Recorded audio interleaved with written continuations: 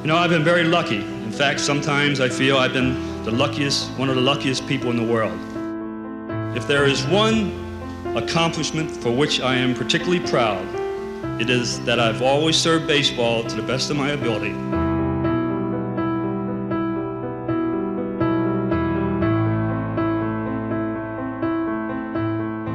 The pitch to Kaline. There's a base hit to left field. It's not just improbable, it's impossible. Can you imagine anymore that an 18-year-old kid is signed off the sandlots and then finds himself right into a major league clubhouse? The minor leagues were for other guys, not for this one. The one that offered me the most, my dad said, no, you're not going to play for them. And I said, why? Because you won't get a chance to play. And if you sit on the bench for 2 years like I would have to do as a bonus player back in those days, and you can just waste away. That's the reason why I signed with Detroit. I mean, I didn't know that much about them. Of course, I know all the great players, Ty Cobb, Charlie Gehringer, players like that, but it wasn't my favorite team at that time, but I love them now. Al Kaline's career is beyond the imagination. He grew up to be Mr. Tiger. Famed number 6 Al Kaline connects for a beauty. His first World Series home run. And the Tigers are on top 2-0. To appreciate Al Kaline's legend, you have to understand the context of his career and the era he represents.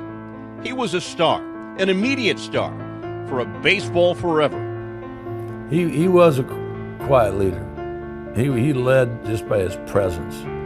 It's like the principal of the school walking in the cafeteria, everybody like, I wanted to, I was 4 years out of high school. I wanted to go, Al, would you sign my glove?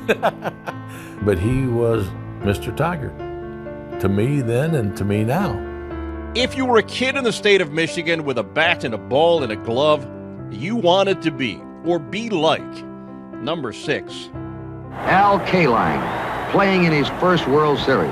With one out and his team trailing by 1 run, he's the man on the spot. The count's 1-1. And Kaline loops a hit into right center. In comes Lolich and McAuliffe with a tying and lead run. It's 4-3 Detroit. Kaline is having a great series. It sends goose pimples off my back, and it was a tremendous thrill to think that I was able to do something for the fans after all these years. He was so embraced as the face of the franchise that there was a day held for him at Tiger Stadium in 1970, 4 years before he retired. And the corner of Michigan and Trumbull became a convention of aw shucks.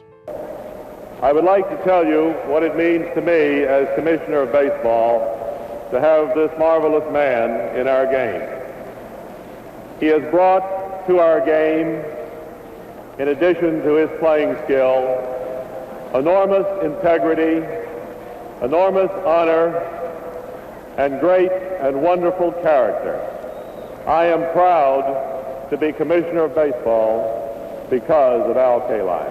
I've been here 18 years now, and little did I know that of June of 1953, when I had to choose a ball club to play with, I can never tell you how much that I thank God that I chose Detroit.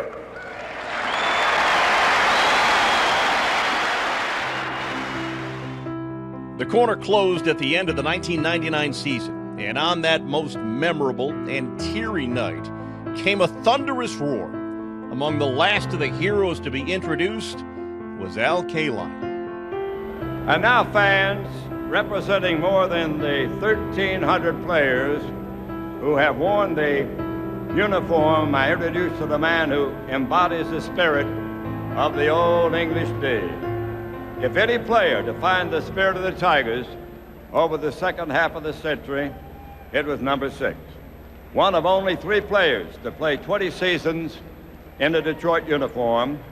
He was elected to the Hall of Fame in 1980 after hitting more than 308 times, winning the batting title with a .340 average and delivering 3,007 hits.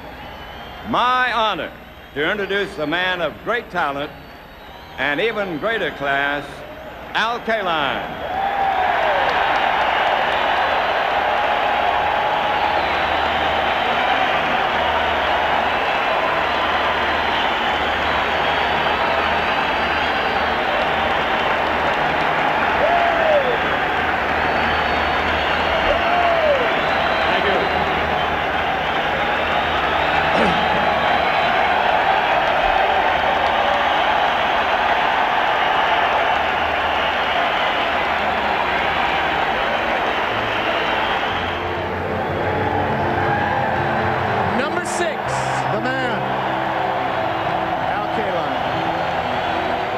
It had been 25 years since he stopped playing. It's almost twice that now. And Al Kaline will forever be regarded as one of our heroes. I know I've been privileged. I've had a blessed life, but I don't think overly of myself. I did exactly what I wanted to do in my life. It was to play baseball.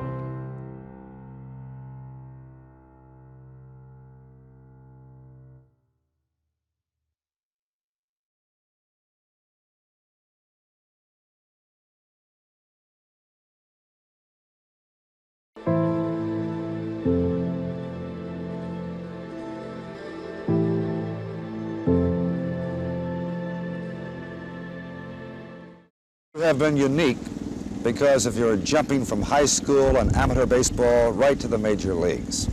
How did you make that transition? I think that I got an awful lot of pride, and I think if I could just use one word, I think pride in myself.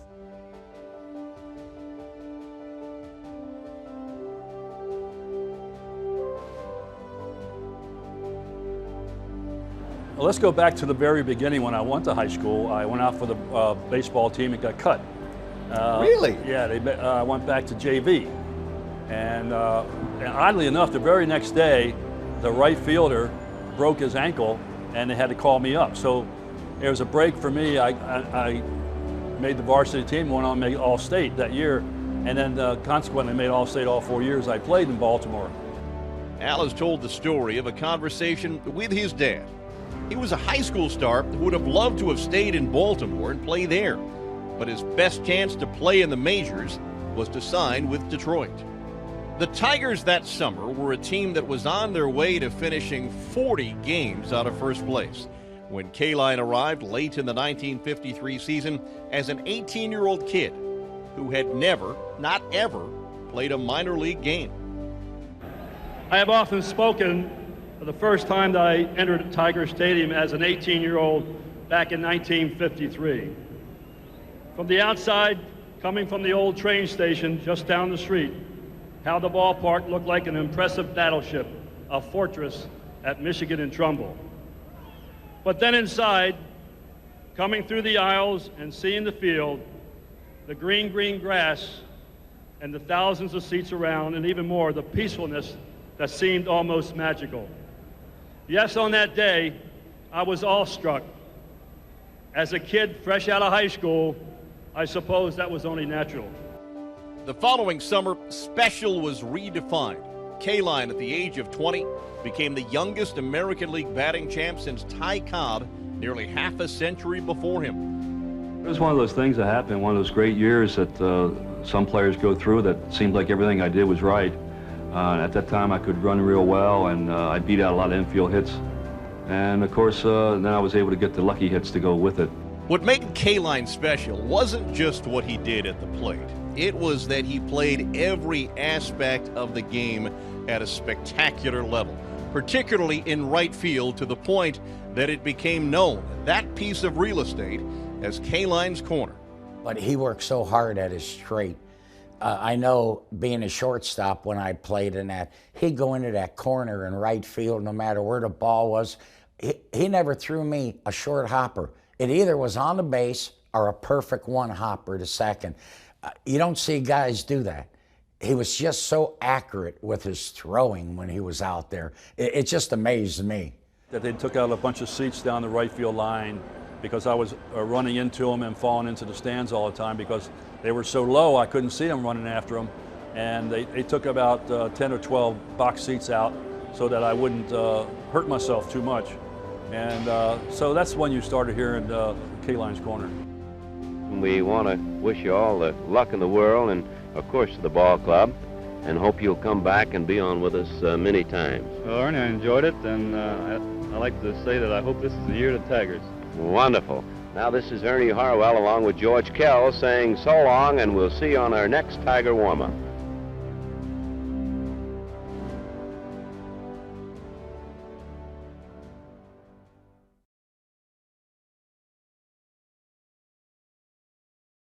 He battled back from a broken arm, suffered during the 1968 season to hit .379, 2 home runs, 8 RBIs in the World Series. Please welcome the Hall of Famer, number 6, Al Kaline.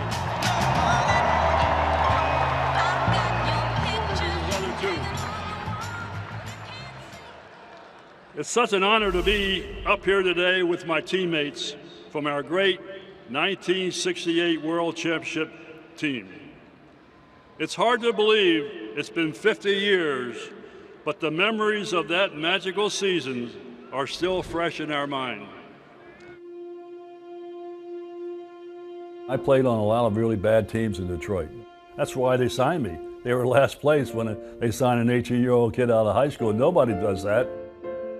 Well, there was a couple of good teams in the 60s, but then 67 and 68 was the highlight in my mind as far as really enjoy playing in the game, thinking we're going to win this game.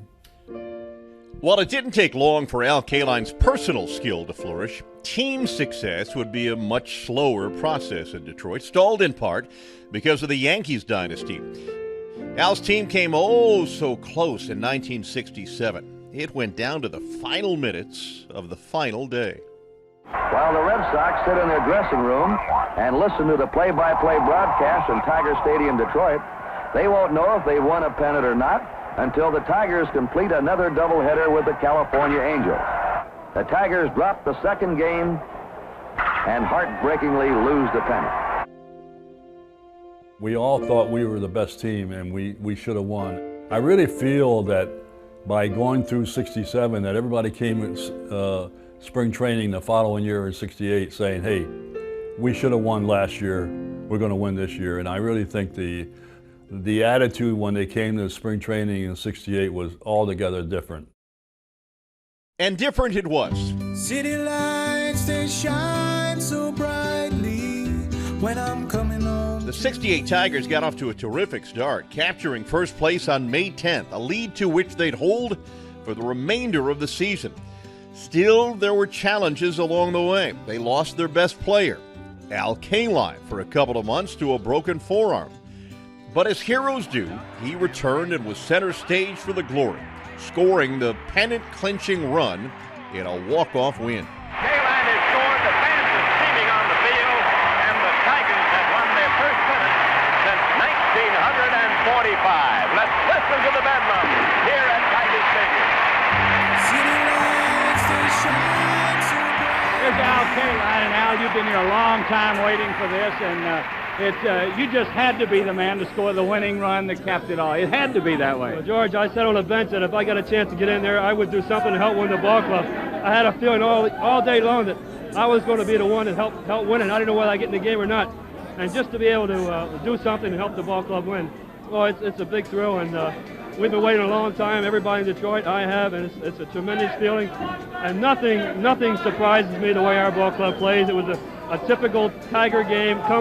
Come and win it in the late innings, and it's just fantastic. Everybody has done so much to help the ball club.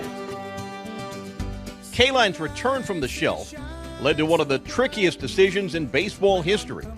Manager Mayo Smith moved Mickey Stanley from the outfield to shortstop to reopen Kaline's spot, and Jim Northrup slid over into center. And it was a spectacular ride to the World Championship.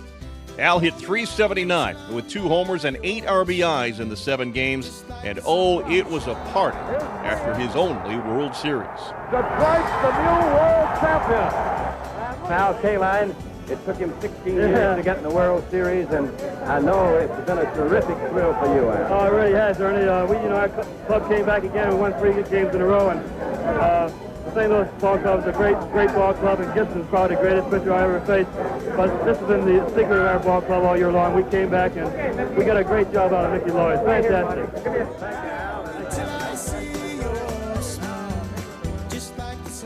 This is truly a remarkable group behind me. On behalf of all of us, I'd like to emphasize how important the Tiger fans and the city of Detroit were to our success. The passion and energy in the stands at Tiger Stadium was incredible. It was an extremely rough time for the city, and we're proud to have played a part in lifting the spirit of Detroit. City lights, they shine Thank you very much. so brightly when I'm coming home to you.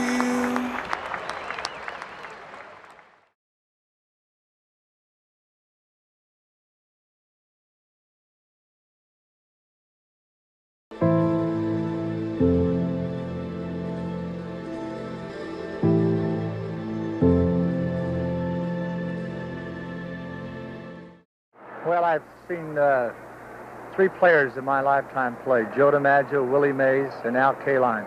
And those are the three greatest players I've seen as far as doing everything: base running, outfield, throw, hit. Those are the three greatest all-around players I've ever saw.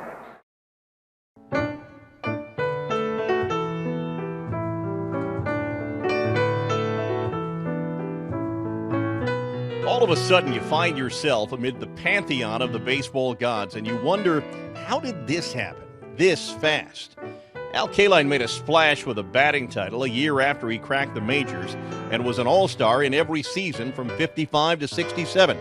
And when the Midsummer Classic came to Detroit in 1971, well, it was something of a coronation. From the Detroit Tigers, Al Kaline and Mickey Lloyd.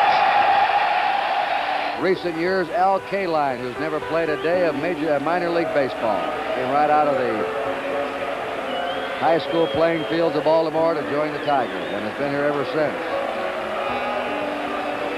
He's facing Ferguson Jenkins, and Kaline on the first pitch has a base hit to center. And of course, the hometown Tiger fans love it.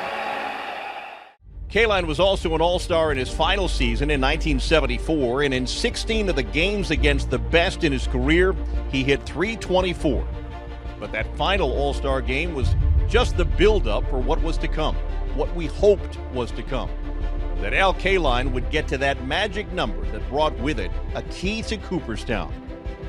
Al bounced out to Belanger at short his first time up. The pitch is swung on. There's a drive down the right field into the corner. It'll be in for a big hit. Maybe extra bases. Al is digging for second. He's in with a stand-up double. A two-base hit for Al Kaline. Hit number 3,000 in his fabulous. A tremendous load off my mind because as the games kept ticking away, then naturally the pressure was even going to get even greater. And so I'm just glad that, you know, I did get it here. I'm glad my parents had a chance to see me, and my wife's parents, and I'm just happy that it happened here if it didn't happen in Detroit. Al would retire with 3,007 knocks and 399 homers and that .287 career average. And the Hall of Fame was a formality. He was invited in on the first ballot along with contemporary Duke Snider. And in the summer of 1980, Cooperstown became Tiger Town. I was fortunate enough to spend my entire 22 years in a Tiger uniform. I wouldn't have wanted it any other way. If there is one accomplishment for which I am particularly proud, it is that I've always served baseball to the best of my ability. Never have I deliberately done anything to discredit the game, the Tigers, or my family. By far, being inducted into the Hall of Fame is the proudest moment in my life. You can be sure that I will make every effort to live up to the obligations associated with this honor. Thank you. It had not been done before, which speaks to the royalty reserved, but 3 weeks later, the Tigers and John Fetzer proclaimed that no other Detroit player would wear number 6 ever again. So on behalf of the Tigers, all here, and that all have ever worn the Tiger uniform, we officially will retire this number forever. No Tiger will ever wear it again.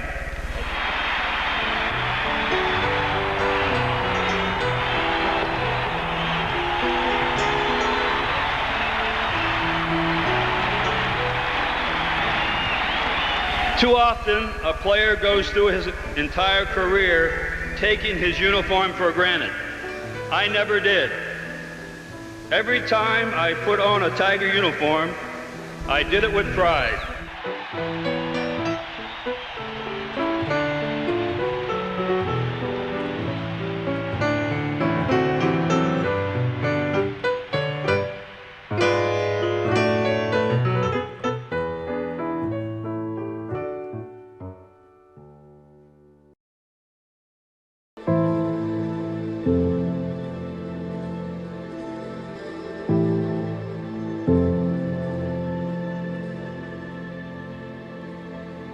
I had to bite my tongue a lot because I got so upset with losing, you know, as a player, and then sitting up in the booth and watching the team lose over and over again. It affected me, and you can't let that happen while you're up in the booth, because you're supposed to be not pulling for anybody really that much, but you're supposed to, you know, be upbeat all the time. And I had a hard time doing that because I was still a Tiger, and I lived and died with him.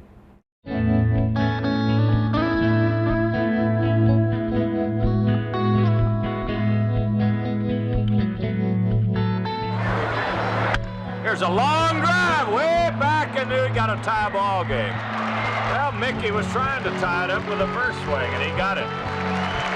A line shot into the lower deck in left field, and we got a 2-2 ball game. Well, he's been just missing them. He's been having real good cuts the last few games that he's been able to start and play regular, and he finally hit one. He tagged it really good, line drive.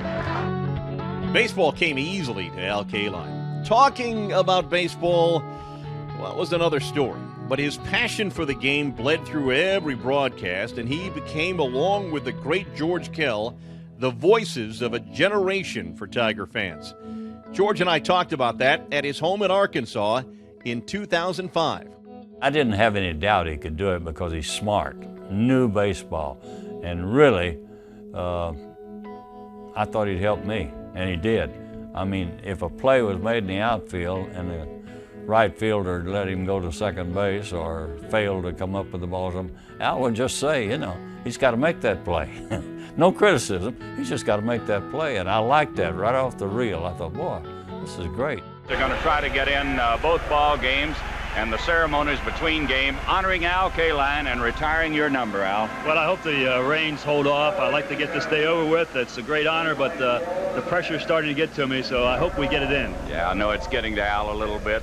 The one thing about George and myself, I think, we had no egos. We just liked each other. We both thought that the game was the most important thing. We wanted the game to speak for itself. We're going to have to make things happen, Al. Hit and run, bunt, whatever. There's a long belt, back in deep right center. And we got a tie ball game.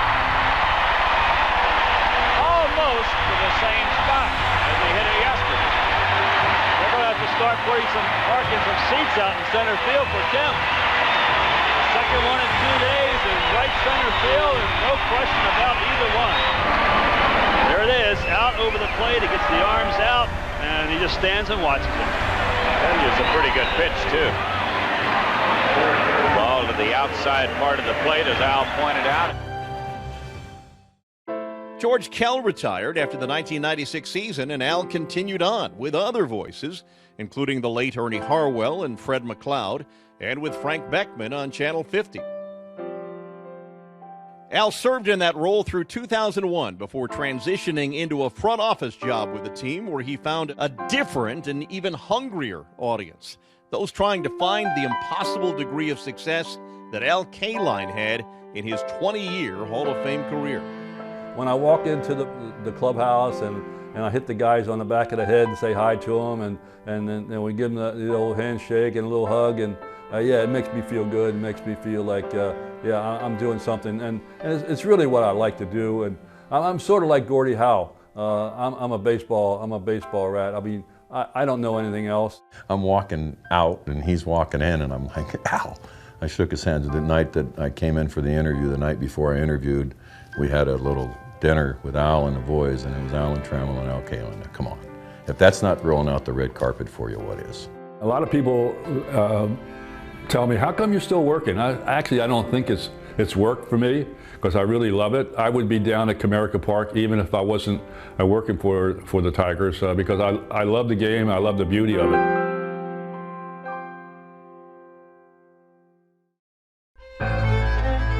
The world didn't need any more reason to mourn in these incredible days now, but all of Detroit, all of Michigan, all of the Tiger faithful have been taken aback. Because as long as you saw Al Kaline, because of all of the thrills you remember, all the class you witnessed, that all was right with the world. It's been written that we all die. The goal isn't to live forever. The goal is to create something that will. And Al Kaline did. And that makes his a life well lived. And isn't that the idea for all of us? In that regard, Mr. Tiger is a champion again. Rest easy, number 6. Rest easy.